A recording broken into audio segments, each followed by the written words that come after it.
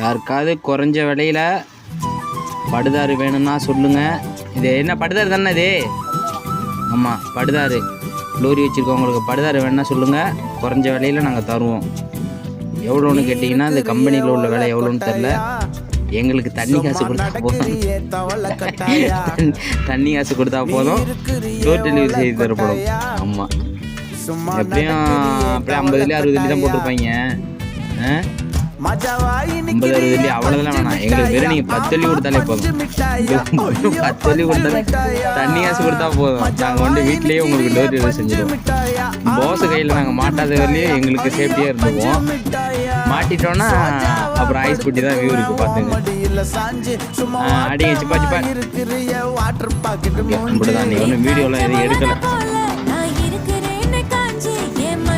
2 பேரும் ஆரம்பிச்சுட்டாங்க.